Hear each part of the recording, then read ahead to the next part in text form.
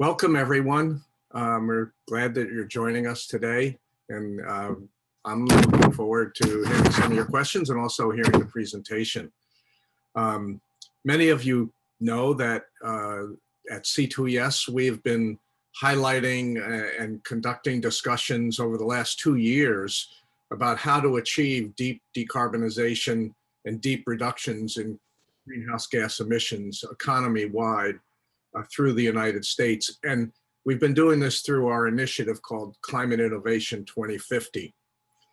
Critical pieces of information that have been discussed and that need to be discussed are looking at scenarios for the future. If we want to look at what we need to do out to the middle of the century, we have to look at, well, what might be happening. And so we have to look at different types of companies, different parts of the economy. It's not just the power sector when we're talking about energy. We're talking about energy use and energy throughout the system. So we're looking at the power companies, we're looking at transportation, manufacturing, mining, oil and gas, cement, high technology, finance. How does this get financed? Agricultural sectors. It's important that we look at all of those sectors. And then what are the different policy options that might work, and how does the economy react to those different policy options? And we produced a report last year that was a result of some of this type of analysis called Getting to Zero, a Climate Agenda for the United States. And since we've done that, we've continued to work with companies and with other stakeholders, and companies themselves have been doing analysis and predicting how consumers and policymakers and investors will respond to climate change itself, as well as policies, is a feat, to say the least. But exercising a careful approach and looking at scenarios, you can really start to visualize path or plural paths forward, depending on different activities. And so the Shell company has, as many companies have, conducted research and an extensive process looking at scenarios into the future. They have a whole process that's sort of under an umbrella called Sky Scenario Analysis to lay out paths to achieving decarbonization and reductions in greenhouse gas emissions. And they have looked at the entire US energy system, not just oil and gas and not just the power sector, but the entire US energy system. And we're going to hear today what their look has seen. And so today, joining us are going to be Jeremy Bentham, who is Vice President and Global Business Environment and Head of Shell Scenarios, Dr.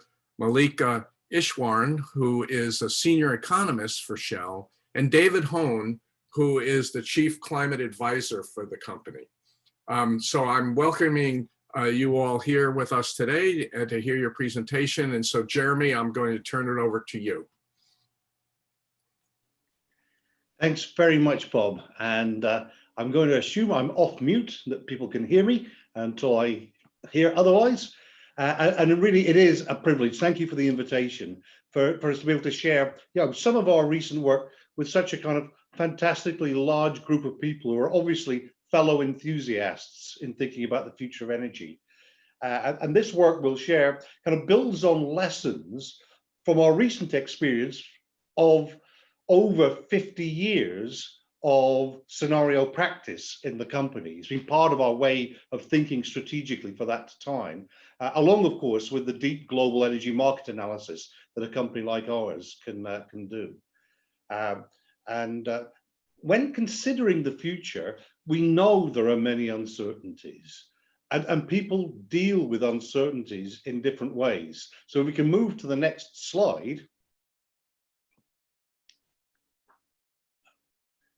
This is one way that folks deal with uncertainty. And people kind of like to say that our company is a company of Dutch engineers, Scottish accountants, and American lawyers. And so this is one American lawyer way of dealing with uncertainty. So I'm going to assume that you've all absorbed this very, very rapidly and mentally clicked the I accept button.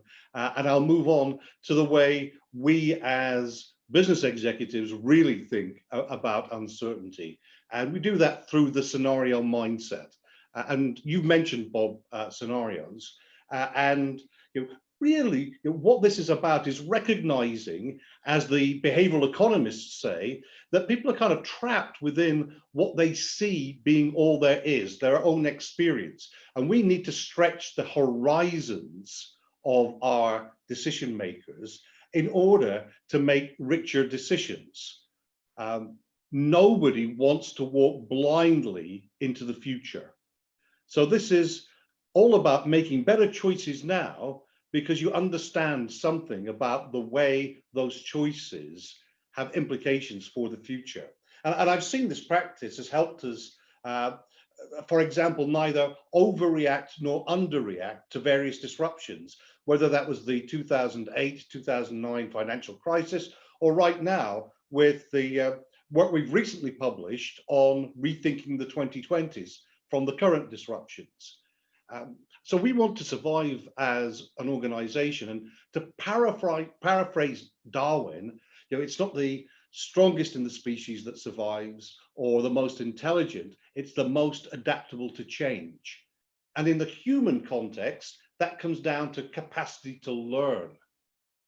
So our scenarios are really a learning tool. And we can move to the next slide. And that journey, kind of begins with exploring contexts into insight generation and then decision-centered. And this, what we call a sketch for the United States, really captures the insights that we've developed into what's needed to achieve net zero emissions in the energy system in the next 30 years. So it builds on that sky scenario that we published in 2018, but it tightens the time dimension even further to meet what's emerging as the aspirations to achieve net zero emissions on that time scale. So Mallika will take you through the details shortly, but my biggest simple lesson from this work is what an opportunity for the US. I've been largely educated, certainly in graduate terms, in the US, but I'm European by origin. But I've seen how, as we've tightened these timescales, the particular advantages of the US really come to the fore. So there's a real opportunity to boost domestic and international competitiveness by leveraging the abundant natural resources of land for biofuels, solar resource, wind resource, natural gas, geological structures for storing carbon dioxide. And combined with that kind of culture of innovation and entrepreneurship can lead to this new kind of clean energy independence in the United States.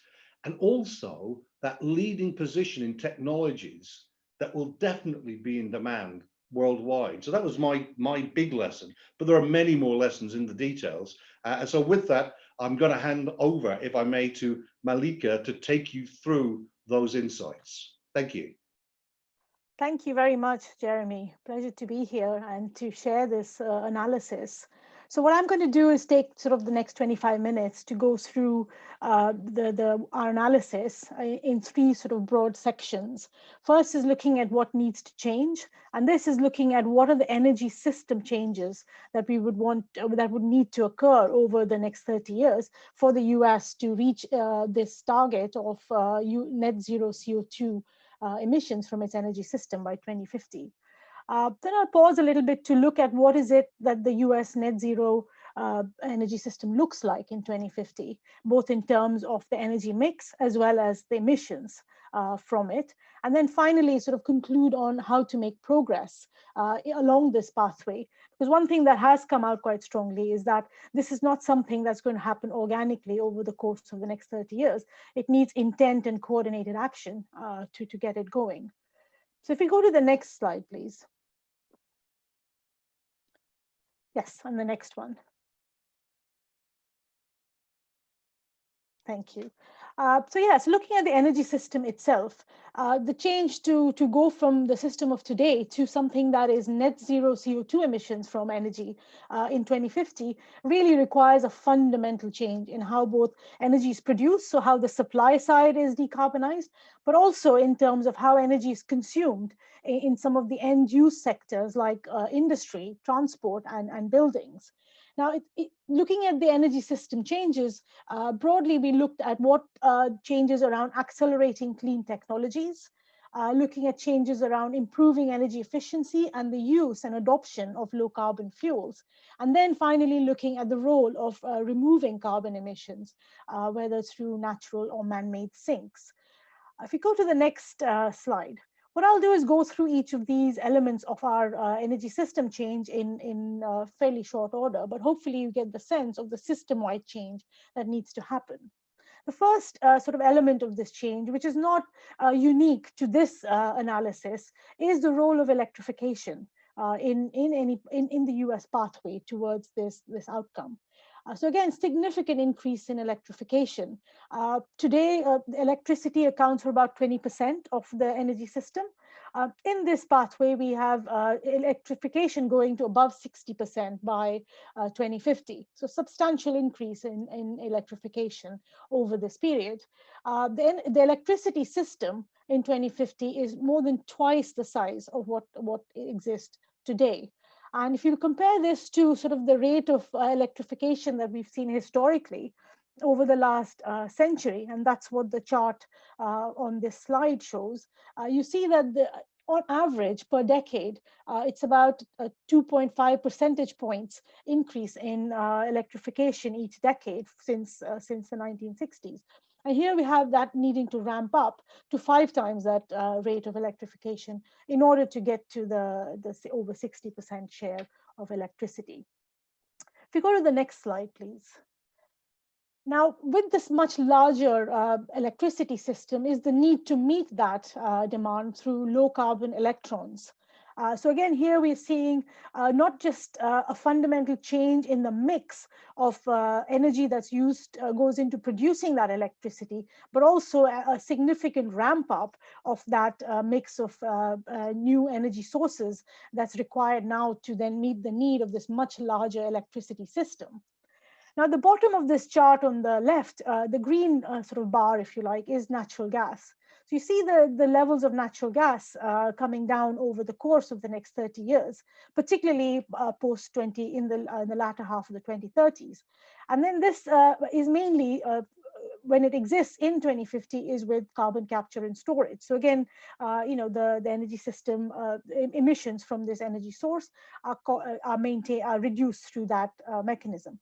The black bar that you see is coal. So the coal leaves the electricity system in this analysis by 2035. There is a role for nuclear, which continues, and that's the sort of light yellow bar above the coal. That continues at the level that it is today. It has a much smaller share of the electricity system because the system itself is so much bigger. But the level of nuclear continues to account for the same amount of sort of roughly electricity generated as today. Now, the big story though here are the bars above that, which are the renewables that come into the system. So by 2050, 85% of electricity generation is through renewable sources. So this includes wind and solar. In fact, solar becomes the largest source of electricity generation in the mid-2030s, followed by wind after that. The other sort of element, the third sort of renewable resource that comes into play is biomass. So there's a significant role for biomass in generating electricity, and particularly towards 2050 with carbon capture and storage, so that it becomes a source, the electricity system becomes a source of negative emissions for the entire energy system. If you go to the next slide, please. So we talked a lot about the electrons that were needed and the massive increase in electrification of the US economy. But if 60% electrification means there's 40% or so that is where the energy needs cannot be met through electrification. So So these are sectors, what we call the hard to abate sectors, where rather than electricity, you need low carbon molecules coming into play. And one of these low carbon molecules to meet the energy needs of these types of sectors like aviation or shipping or industry is hydrogen. So again, here we have a significant ramp up and in the development and deployment of hydrogen. In the initial years, in this decade, it's built up around gray hydrogen, transitioning to blue hydrogen, which is made from natural gas with carbon capture and storage, and eventually most of this demand being met by green hydrogen or hydrogen produced from renewable sources of electricity. So again, you see the really sharp ramp up that we have in the deployment of hydrogen. The main sectors that it comes into play are around road transport, passenger transport, and freight transport, particularly in the heavy duty vehicle segment. The other sort of important sector where hydrogen ends up playing quite a strong role is in industry, as well as in the residential sector in urban areas to replace gas as a source of heating. So again, hydrogen ramps up from negligible levels today to about 7% of the energy system in 2050. In the transport sector, particularly in the freight transport sector, in this analysis, about 25% of the truck fleet, or 1.5 million trucks, are hydrogen trucks by 2050. If you go to the next slide, please. The other sort of source of low carbon molecules are biofuels. So again, here we see a 30% increase in the levels of biofuel demand in between today and 2040, so over the next 20 years. And again, that's to meet the increasing demand in sectors such as aviation and chemicals for this sort of low carbon molecule to help that sector decarbonize. Now, what you notice is post-2040, there's a decline in the volumes required of biofuels. And this reflects the fact that the road transport sector, which is the primary consumer of biofuels today, declines and becomes more electrified. And as a result of the greater electrification, the demand for biofuels for that sector declines, leading to an overall decline in the level from 2040. But in 2050, there are a couple of interesting things to note. Firstly, the biofuels that are in the system are sort of now more based on advanced biofuels rather than first generation. So there's a shift away in terms of the feedstock that's used to produce it. And also it's prioritized for the hardest to abate sectors, like, as I said, aviation and chemicals. The next slide. Thank you. So another sort of low carbon molecule, and this is biomass. And again, a significant role for biomass in the US energy system going forward. Based on this sketch, we see a 5-fold increase in the level of biomass being deployed in the economy. The main sectors that it appears in are firstly power, as I mentioned, particularly with carbon capture and storage, so that the power sector becomes a source of negative emissions for the system as a whole. The other sort of important sector where biomass plays is industry. So in some industrial sectors which require thermal heat and energy dense fuels, biomass is the low carbon solution. And again, in these sectors, in these industries, with carbon capture and storage, it provides a mechanism for providing negative emissions in this context. We go to the next slide. So now our next sort of bucket or lever that we looked at in terms of energy system change is around sort of more behavioral and sort of choices that can be made. Energy efficiency in this sketch, in this scenario, is assumed to increase substantially over the next 30 years. Now, if you look at the US from 1990 to 2019, energy demand energy consumption, grew by about 20%. And over this period, you saw the economy almost doubled. So you're seeing some relative decoupling between the growth and energy consumption. What we assume is going forward that this trend continues for the next 30 years. So we assume that the energy intensity of GDP, which declined by around 40% between 1990 and 2019, continues. So we have another 45% decline in the energy intensity of GDP over the next 30 years going forward. Now, one thing that is worth sort of highlighting is the nature and the sort of the effort to realize this level of energy efficiency.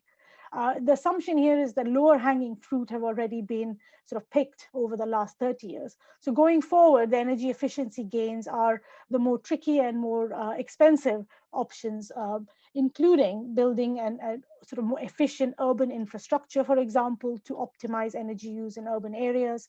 And another big element of the improvement is around electrification, as electricity is a more efficient carrier and helps drive this trend. If you go to the next slide. And we look again carbon pricing and the role of carbon pricing within this sketch, which was again quite important, but again quite nuanced in terms of the role it plays and the level it achieves over the next 30 years. So in this scenario sketch, the carbon price rises, but it rises slowly in the initial years and then ramps up towards the end of this scenario period towards 2050. So it's really a backloaded sort of carbon pricing lever that we use here. And the purpose is because in the initial years, the carbon price drives energy efficiency improvements, not just in homes, but also in industrial sort of industry and industrial energy efficiency. It also helps drive a reallocation of resources and capital towards low carbon, so to level the playing field between low carbon and fossil investments. And it works very much alongside technology policy, which is focused in on driving down costs of low carbon technologies and fuels, as well as driving their adoption and take up. It also sits alongside infrastructure policies that are then sort of incentivizing and investing in the infrastructure that's needed, that once these in parallel to these low carbon fuels and technologies commercializing. Now, towards the latter end of this sort of forecast scenario period, the carbon price does go up to about $140 per ton of CO2. At this point, the role is around shifting and making businesses and consumers shift towards low carbon choices as those technologies and fuels become available and as the infrastructure is put in place to allow them to then take that up. And eventually in 2050, the carbon price is required to bridge the cost differential between fossil and low carbon fuels and technologies in sectors like aviation, where the cost differential is expected to persist. So again, quite a nuanced and a varied role for carbon price over the course of this scenario period. Go to the next slide. This brings us to the third of our levers that we looked at, which is around removing carbon emissions. So the way we approached this analysis was to look and see what we could do in terms of accelerating clean technologies. What are the changes that you could see through energy efficiency and through carbon pricing in terms of behavioral shifts? And then we looked at the emissions that remained and the energy that remained and sort of considered carbon capture and storage for those hard to abate and residual emissions. So in this sketch, CCS has a really important role. It ramps up over time, and by 2050, 1 gigaton of CO2 approximately is captured annually and stored in permanent storage eventually. Now, a lot of this, about 0.3 of this gigaton, so a third of this CCS, is in the power sector. And it is, as a result of putting carbon capture and storage on biomass generated power. So again, a lot of the CCS is coming through that, through the power sector. Also, any remaining gas in the electricity sector is fitted with CCS, and so that's reflected in the big share of the power sector full amount of CCS that's deployed. I mean, again, as I mentioned previously, industry is a huge, also another sector where CCS is deployed to address the emissions that are the hardest to abate. And again, put them together and you have, sort of the 1 gigaton of CCS that's required in this sketch. If we move to the next slide. So this is now, if we did all these changes and if we had all these, technological changes, behavioral changes, as well as investment in removals, what would this energy system in the US look like in 2050? If we go to the next slide. So this chart on the left sort of shows you the change in total final consumption of energy between today and 2050. So the first thing to note is that total energy demand, total energy consumption comes down, but from today is by about 15 to 20%. So it's lower as a result of all the sort of measures to improve efficiency of energy consumption. And this is around electrification and smarter urban infrastructure. So overall, energy total consumption declines. The other sort of big story, of course, is the mix that changes within this. So the two light blue and dark blue bars at the bottom show the share of electricity. So again, you see the ramp up in the rate of electrification and the share that electricity has over 60% of energy consumption in 2050. Now, the red bar above that is sort of liquid fuels, and a lot of this is oil currently. But over time, we see this shifting, firstly declining, and then shifting towards greater use of biofuels to displace fossil fuels. There is a role for gas that remains in the system, as you can see from the green bar. It's a declining role.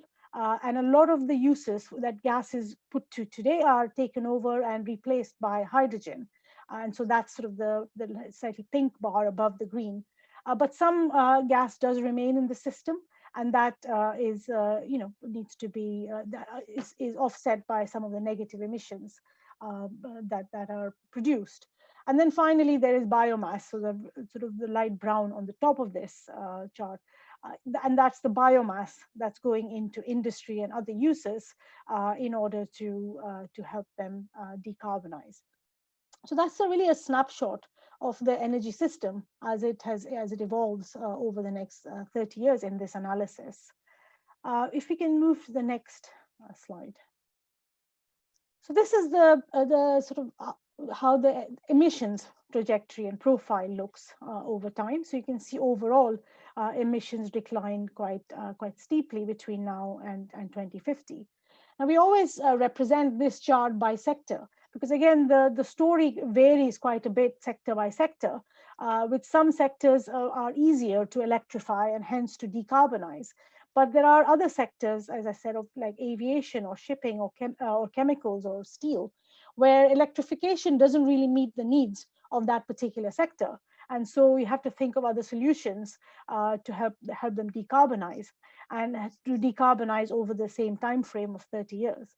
So again, you can see by 2050, the sectors that continue to emit and persist are aviation primarily, and some remaining sort of emissions from the road transport segment. So they are the hardest to abate. And despite in this time frame we have, they still continue to be emissions that remain.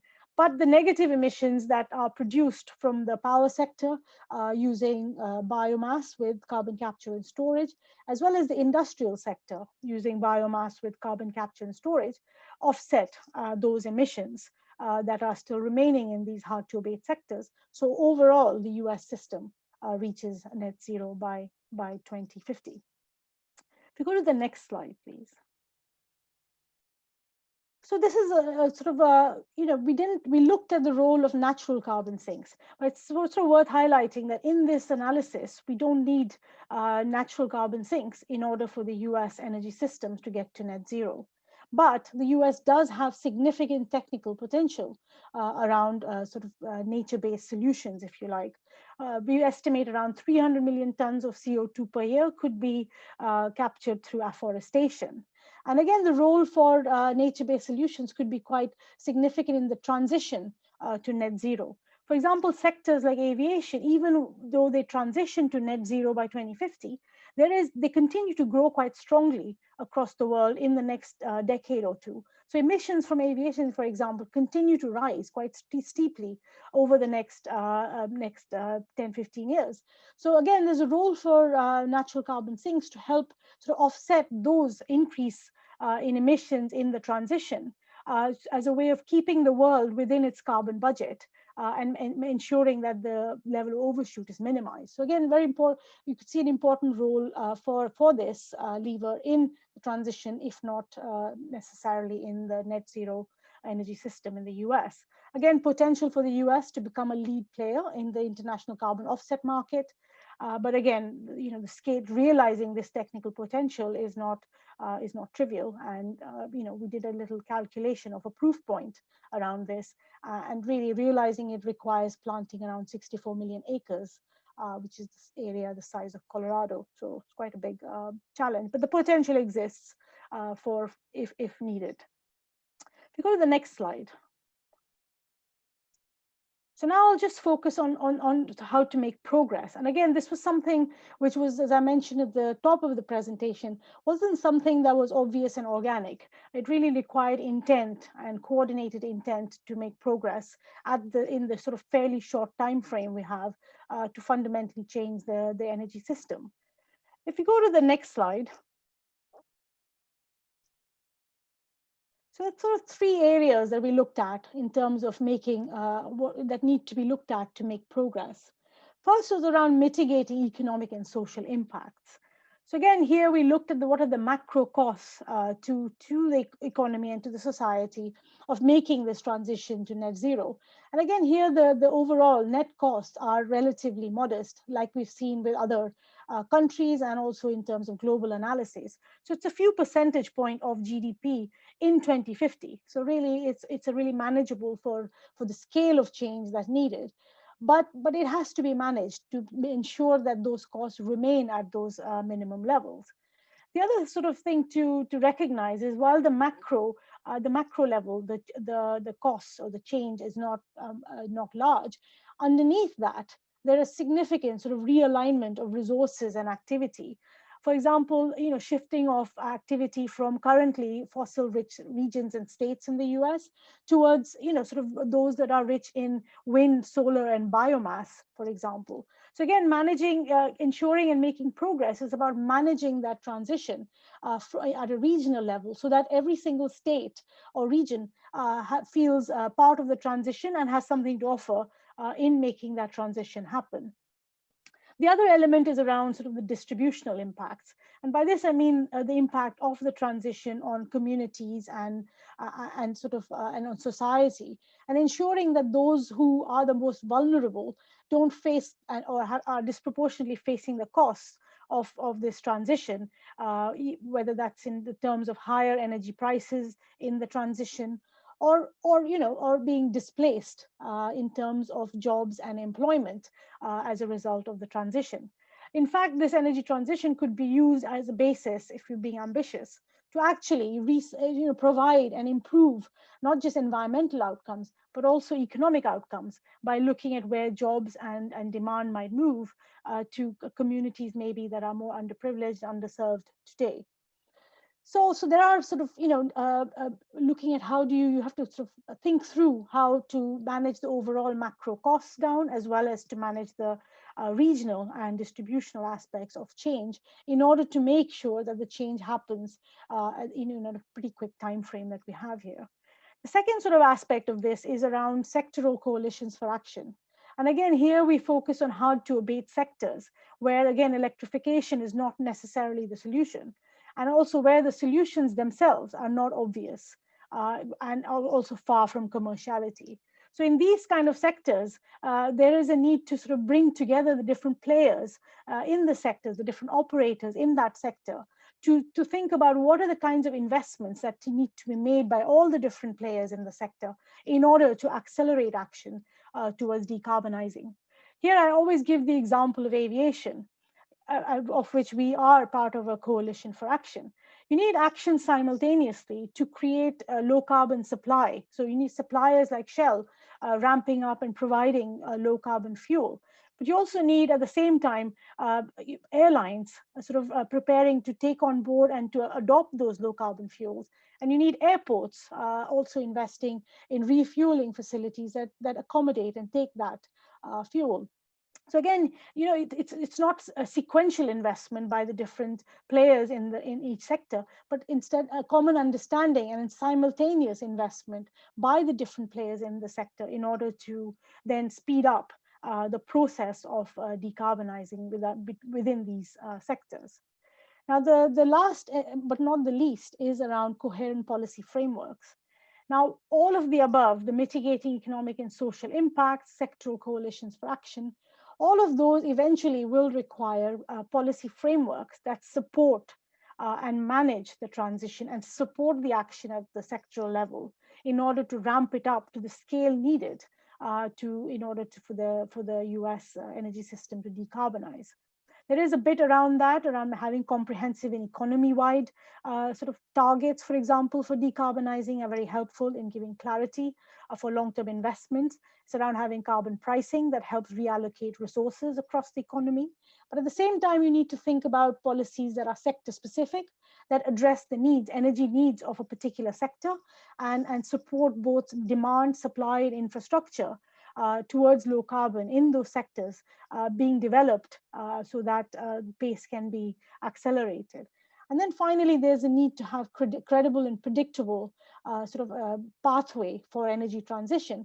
And this is so that society is able to see the benefits that it will accrue from the transition, so that every part of society feels vested in it and is contributing to that transition, which becomes absolutely essential in order to make it happen at the speed that's needed. Now, if you go to the last slide, which is my last one, it's a lot of material that we've done, and you can obviously read a lot of that in the sketch itself. But these are sort of the 5 actions that we took away in terms of what needs to start happening today for this sketch to get on that track. And it's elements of what you've heard me go through. It's about investing in low carbon fuels and technologies to drive down costs, drive up adoption. It's building low carbon infrastructure to enable that adoption at scale. Business coalitions for hard to abate sectors to accelerate action in those sectors. I think there's accelerating action through greater policy alignment. Again, we've seen a lot of activity at state level, at city level, through private sector initiatives. But really reaching this level of deep decarbonizing requires a greater coherence across these different actors, so everyone's pulling in the same direction. And finally, enabling a fair and inclusive transition. And again, this is around making sure that society goes alongside with this transition and is able to support the speed at which this transition needs to happen in order for the US system to decarbonize.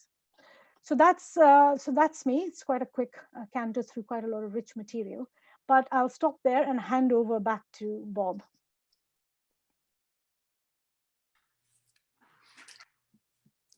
Okay. Thank you, Mallika, for that, and Jeremy. There's a lot of questions coming in, but let me, and then David, thank you for joining in this end conversation here.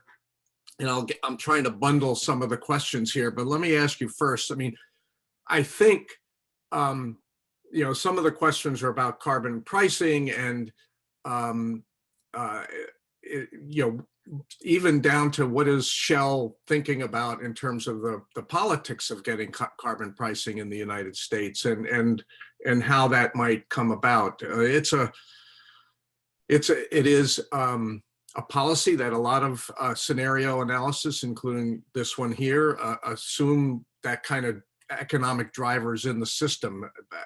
What do you think? What are you guys thinking on the outlook of that, and particularly in the rest of your industry? And I'll leave it to you guys to figure out how you want to answer that. But I think it'd be a good part of the conversation. What are you thinking about this policy, even though it obviously is in your analysis? Yeah, we won't take too much time, but maybe I'll just kick off and then hand on to Mallika and David, who put a lot of thought into this. I mean, clearly, we believe that markets are a very effective and efficient way to achieve ends. And clearly, if your ends are decarbonization, then economy-wide carbon pricing is playing a role within that. And we know that there are different approaches to that, either hidden approaches through mandates, which are shadow carbon prices, through to explicit markets, through to taxation, and those are political questions to handle. But if you're trying to achieve an end through markets, which are the most powerful engine for these things, then carbon pricing is playing a role efficiently in that. Folks, do you please add to that? Yes, so if I can, Jeremy, you're absolutely right. So the carbon pricing that we're looking at here includes, it's not picking a trading price or a tax or a performance standards or mandates. Initially, it covers the whole range of approaches you have to price it in. But what I would say is that we thought quite hard about how carbon pricing would play through in the US and the US economy. And it's very much, it starts out with sort of disaggregated, so at state level pricing happening through some cases tax, to some cases trading, to some cases performance standards and mandates, and then building up ahead of steam as it goes towards 2050. We were very conscious of the fact that this is a tough space to navigate, and also the US has a huge sort of base of innovation and creativity that it demonstrates. So this scenario sketch, as Jeremy said in the beginning, is based off of on that innovation and that drive on low carbon tech and fuels and driving those costs down. And then, so the carbon price is in very much of a support role to that in the initial years. And then as, these become available, these options, then it becomes sort of meaningful in terms of driving those choices. So again, it is, it's quite, we thought quite hard about how it would play and what its role would be over the course of the next 30 years. But really, as Jeremy said, if you're going to reach this level of decarbonization, you have to have some form of carbon pricing that builds up into something meaningful towards the end of the scenario. And if I can just add one more thing, because I've seen in the Q&A, that's a lot of questions, but there's a little link there. As an organization, we've advocated for carbon pricing in the economy for several years in the US and around the world, and we'll continue to push for that because we think that's important. And indeed, we will always continue to push for the things that we think are right. So there have been a couple of questions about how do we justify what we've been doing when we've known about things like climate change for a long time. And I can go back to my predecessors who back in the late 80s were producing films and publications around emissions and the importance of that. And as a company, we founded areas like, I was the chief executive officer of Shell Hydrogen back at the turn of the century. But society and customers weren't responding to that. So we continue to be very transparent about our positions on that, but we look to working closely with customers and other parts of society in actually taking up these opportunities, and including the opportunities that we've identified in this sketch we've been sharing. Yeah, just to add to that, I think it's worth saying that there's already multiple carbon prices operating in the US today. correct. And as Mallika said, this scenario imagines this starts off in quite a fragmented way. And that's exactly what exists today in the US. So you've got a carbon pricing system running in the Northeast states that's relatively modest. You've got two carbon prices operating in California, one around $20 per ton and a second one around $200 per ton. And you also have economy-wide, not so much prices, but economy-wide carbon pricing opportunities. For instance, the 45Q CCS technology initiative.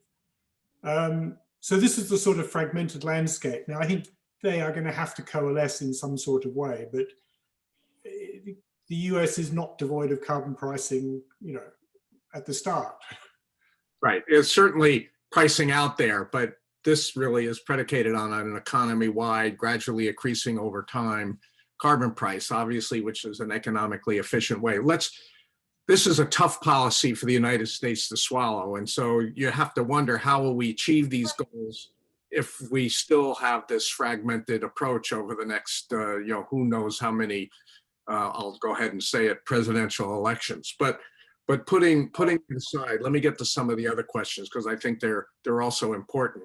And I think if I can bundle a little bit here, there are many questions about some of the trade-offs here that become apparent. If you increase BECCS or bioenergy with carbon capture for negative emissions, or you're using or the land use for some of the renewables, how much have some of these trade-offs been taken into account as you guys are looking at it? If you build the kind of renewable energy we're talking about here, it obviously will use up. Yep. Let me again kick off, and I'm sure my colleagues can add more detail. But as we've looked at renewable resources around the world, we've worked with the most credible not-for-profits that study these things. One that comes to mind is Ecofis, to look in detail at what is available over everywhere in the world at a very granular level. So kind of all our work is taking into account the true availability of resource, including then the trade-offs that are made, because indeed land use, there are calls on land use obviously for agriculture, but also for urban development, also for afforestation. And so these are, there are some political choices in there, but we've not counted. Yeah. And food production. Indeed, absolutely.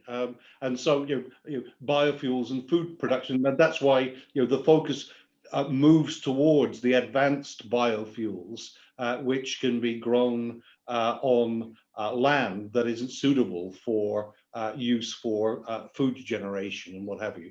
So we've been very careful not to double count or to do impossible trade-offs. Just to add to that, I mean, biomass was something that was surprised us at the scale of, that it came up at. And again, it's sort of, we did a lot of research around supply of sustainable biomass. So this is based on Department of Energy's estimates of the kinds of sustainable levels of biomass that could be coming into play by 2050. So again, that it looks at both sustainability defined as food, impact on the food chain, as well as on habitats and biodiversity. So we have looked at that. And again, paired with the fact that the US has so much geological storage, I mean, that's why it sort of came up as a solution in this modeling that we did, as a sort of a combination that could be deployed. And then again, it's a cost-effective combination, it turns out, in our modeling and in our assumptions. And so it plays a big role in this. Now, I have to say that when we do this, this is our assessment of that pathway, of what the best trade-offs are. And I think a lot of this comes down to what policy effort and preferences might be in different states or at an overall level. And so if there is a sort of a more preference to have less bio and do some, then you have to do something more somewhere else. So you have to either accelerate some of the other clean techs, or you need to drive more efficiency and behavior change, or you need to do some more removal somewhere. So again, I think it's okay that this is our pathway that we think is the most cost effective, but with different priorities, you could have a different combination of these things coming together. Yeah, these trade-offs are inherent in the entire analysis, and I think you've answered that you've tried to take these into account to some extent, and obviously predicting the future is always, you guys are, working on it, and you identify the fact that there's a lot of potential geologic sequestration. So but you also showed a fairly significant through time decline in the use of fossil fuels. What does this scenario mean for Shell? Well, clearly, a lot of people think of us from a historical perspective as an oil and gas company, and that's been an important part of our history. But we're actually, really an energy major now. I think we're the second or third largest electricity trader in the United States, for example. Really, the focus is on serving customers with their energy needs. And so that kind of customer-focused perspective, and then the marketing and trading activities that enable that, and then looking also for strongholds in the supply chains.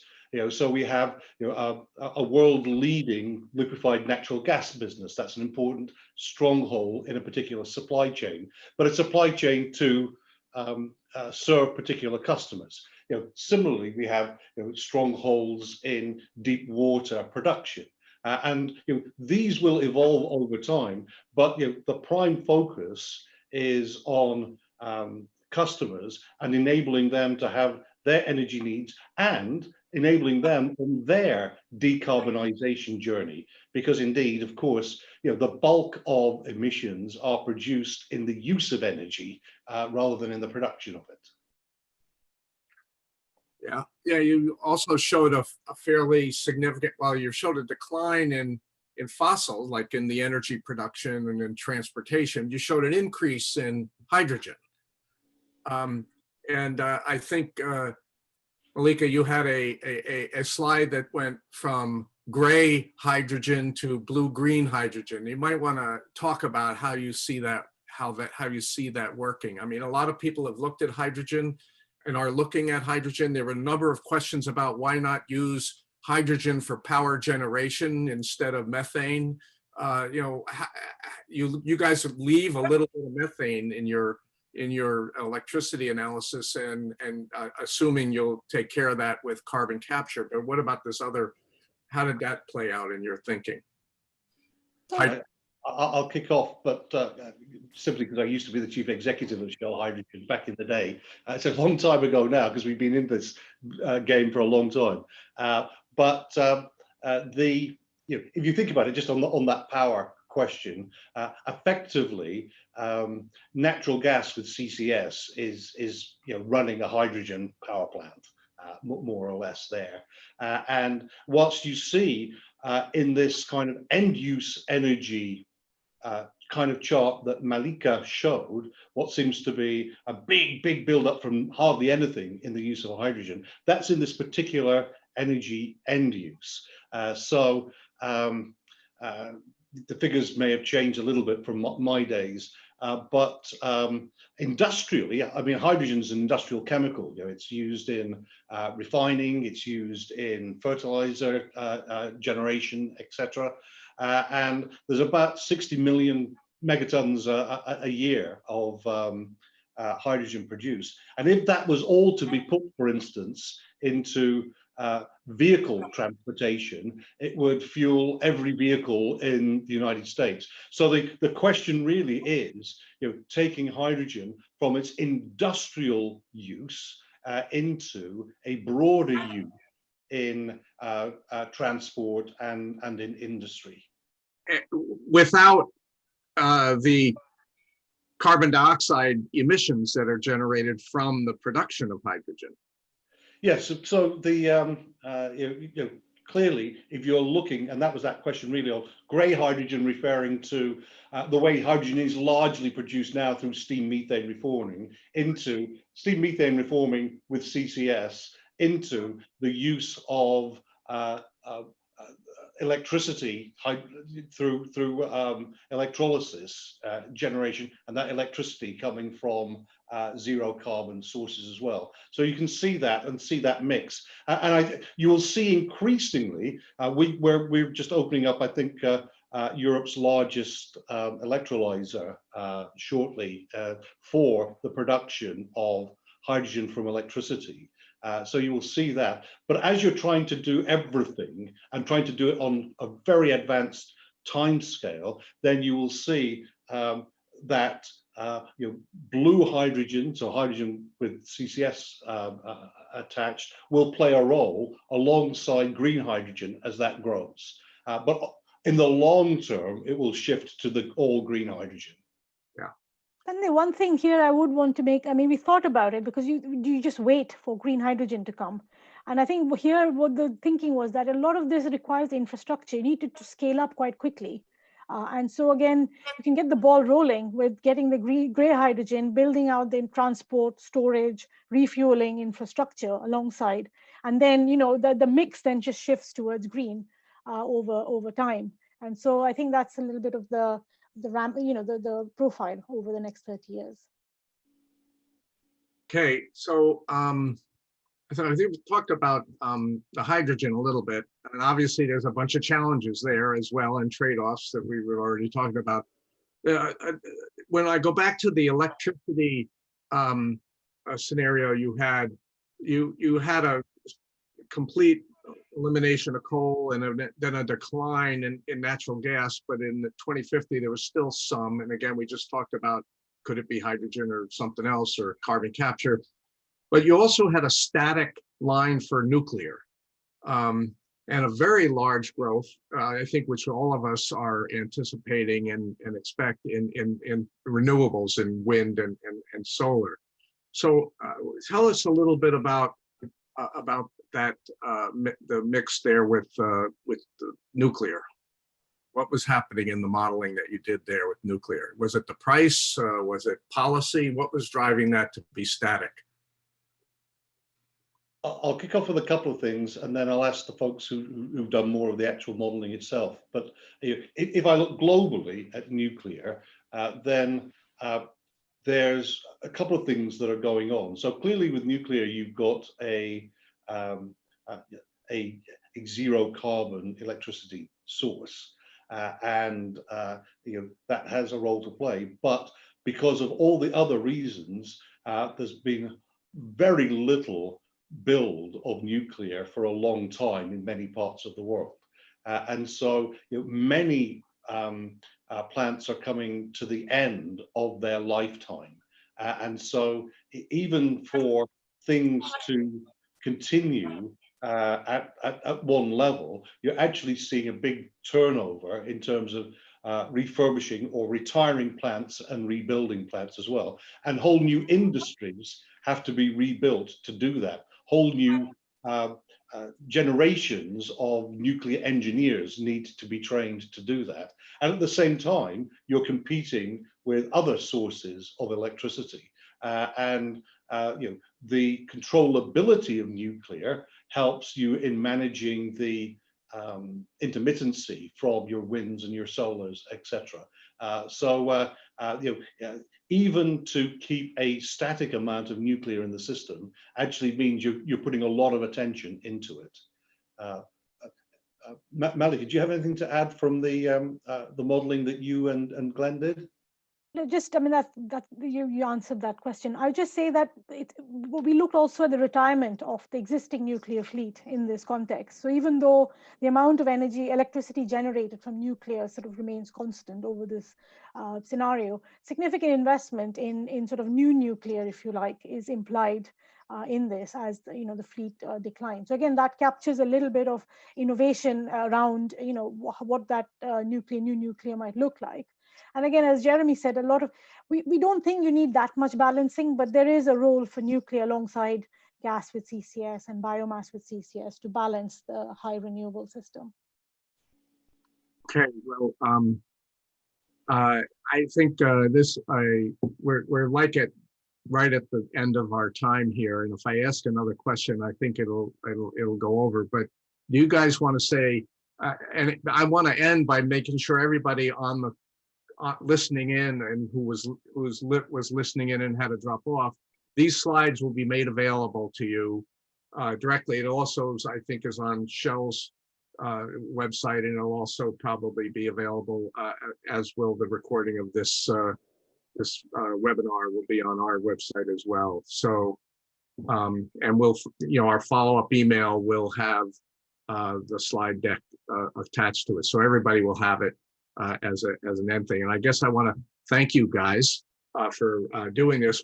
I know that I'm looking at the questions here. Some of them are really good technical questions, balancing different modeling that other people have done. And I mean, we could go on all day here, and I unfortunately we have a lot at the time we have. So I'm going to thank you and thank everybody for tuning in and for the questions.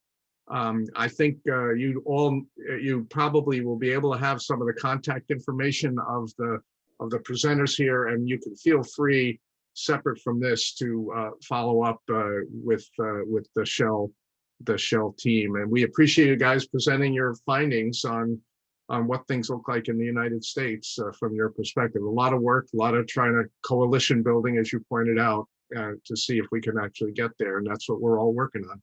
So thank you, guys. Thank you very much, and it's great to have this opportunity to share this. Please, folks who are listening,